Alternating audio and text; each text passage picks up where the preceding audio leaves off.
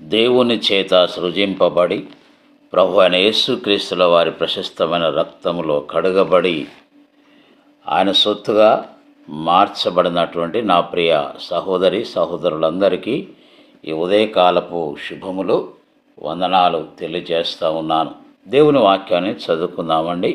ప్రకటన గ్రంథం 3వ అధ్యాయము 4 నుంచి 6 వరకు.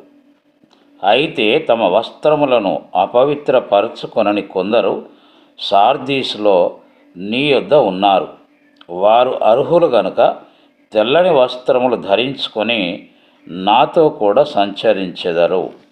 జయించువాడు అలాగున తెల్లని వస్త్రములు ధరించుకొనును. జీవ గ్రంథములో నుండి అతని పేరెంత మాత్రమును తుడుపు పెట్టక నా తండ్రి ఎదుటను ఆయన దూతల ఎదుటను అతని పేరు ఒప్పుకొందును. సంఘములతో ఆత్మ చెప్పుచున్న మాట చెవిగలవాడు వినుగాక. క్రీస్తునందు ప్రియ సహోదరి సహోదరులారా, ఈ చదువుకున్నటువంటి వాక్యము దేవుడు తన శిష్యుడైన యోహాను ద్వారా సార్దీసులో ఉన్న సంఘానికి ఈ మాటలు రాస్తున్నాడు.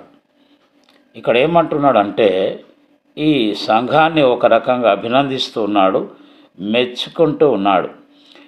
జయించువాడు అలాగున తెల్లని వస్త్రములు ధరించుకొనును. అంటే ఈ లోకంలో మనము జీవిస్తున్నాము కనుక శరీరాశ, నేత్రాశ, జీవపటమము, లోకాశలు, భూ సంబంధమైన అనేకమైనటువంటి కార్యక్రమాలు మనల్ని వెంబడిస్తూ ఉంటాయి.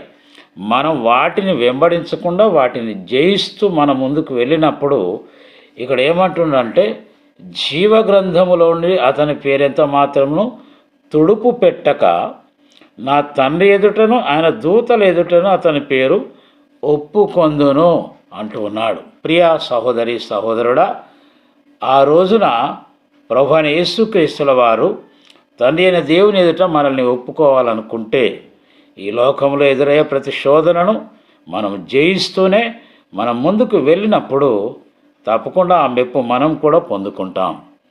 కాబట్టి ఇక్కడ ఏమంటున్నాడు చివరిలో, సంఘములతో ఆత్మ చెప్పుచున్న మాట చెవిగలవాడు వినుగాక.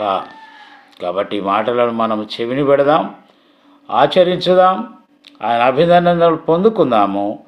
దేవుని కృప మనందరికీ సదా తోడై ఉండునుగాక. దేవుడు మిమ్మల్ని అందరినీ బహుగా దీవించి ఆశీర్వదించునుగాక. అందరికీ వందనాలు.